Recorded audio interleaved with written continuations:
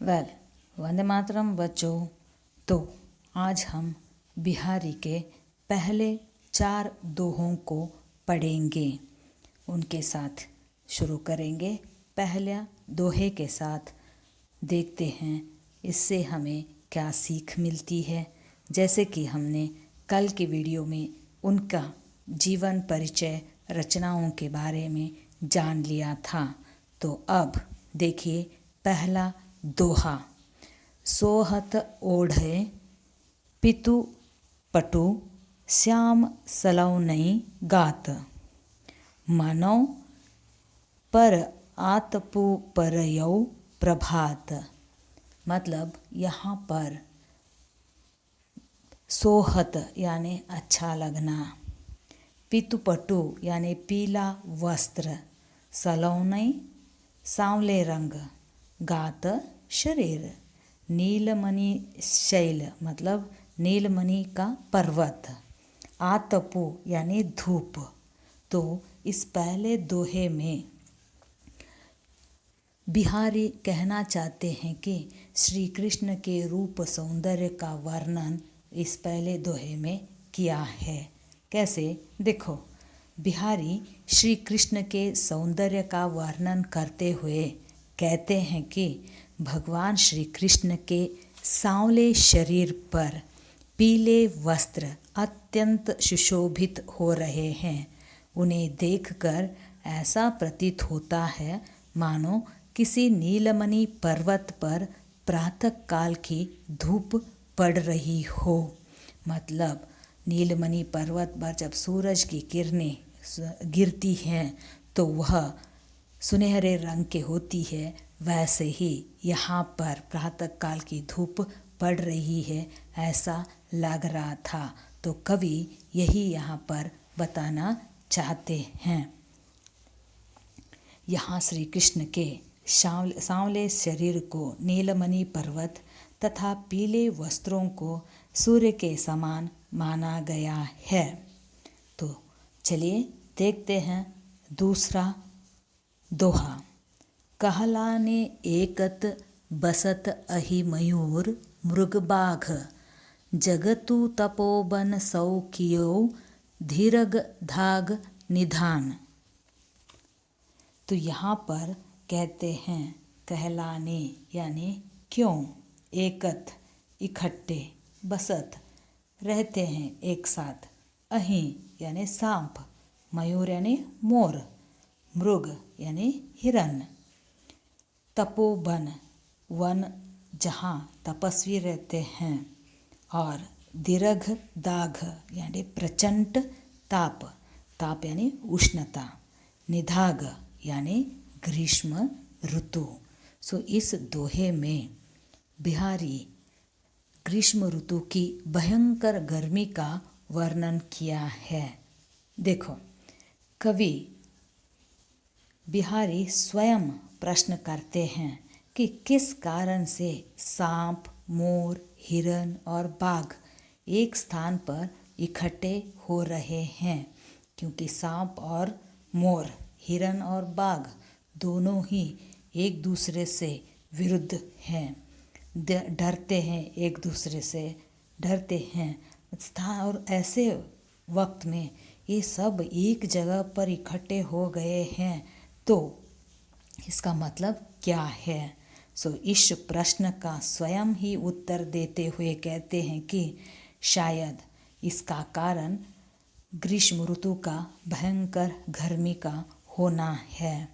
लंबी ग्रीष्म ऋतु की भयंकर गर्मी ने सारे जंगल को एक तपोवन के समान बना दिया है, जहाँ ये सारे जीव अपना वैर भाव भूलकर एक दूसरे के साथ मिलजुल कर रहने लगे हैं।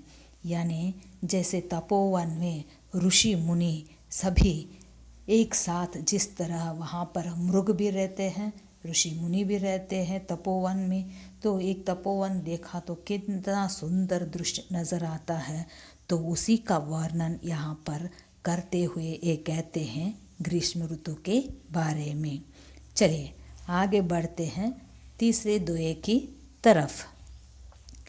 बतरस लालच लाल की, मुरली धरी लुकाई, सौह करें बौहनु हंसें, दैन कहें नटिया जाई।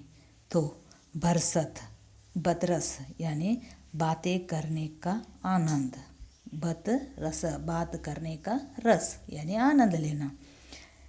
लालच यानी लालच, मुरली बांसुरी, धरी रख दी, लुकाई यानी छिपाकर, सौह यानी कसम, नटी जाई यानी सुंदर रंग पहनकर एक सौंदर्य का वर्णन करने के लिए कहते हैं, सुंदर से तैयार होना, मना कर देना, जाई यानी मना कर देना।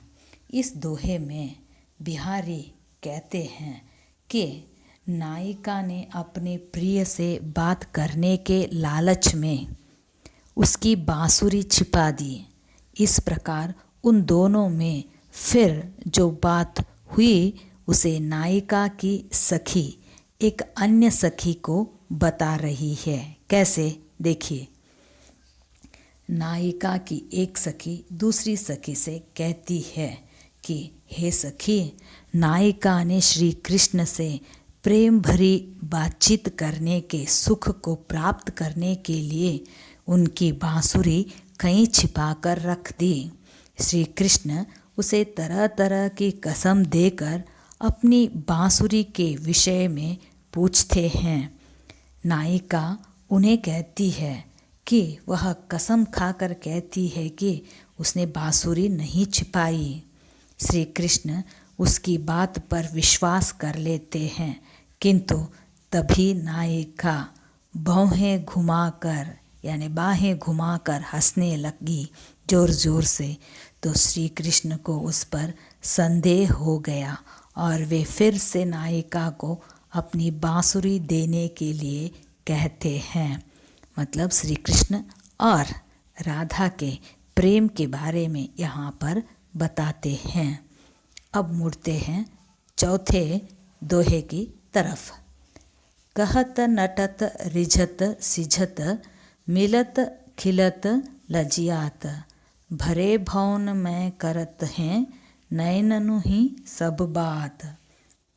नटत यानी इनकार करना, रिझत मुग्ध होना मतलब निछावर हो जाना, सिझत यानी चिढ़ना गुस्सा होना, मिलत खिलत प्रसन्न होना मिलना और प्रसन्न होना, लज्जियात यानी शर्माते हुए, भौन भवन, नैननु नेत्रों से ही सब बातें वह कहना चाहती है। तो इस दोहे में कवि कहते हैं नायक और नायिका की आंखों आंखों में चलने वाली बातचीत का सुंदर चित्रण किया है। कवि कहता है कि नायक नायिका की आंखों से कुछ संकेत करके कुछ कहता है, परंतु नायिका संकेत से इनकार कर देती है। नायिका के इनकार करने का ढंग कुछ ऐसा है कि नायक मुग्ध हो जाता है। यह देखकर आँख के इशारे से अपनी खिज प्रकट करती है। उसकी यह खिज बनावटी है। थोड़ी ही देर में जब पुनः उनकी आँखें मिलती हैं तो दोनों एक दूसरे को देखकर खिल उठते हैं और लज्जा जाते हैं।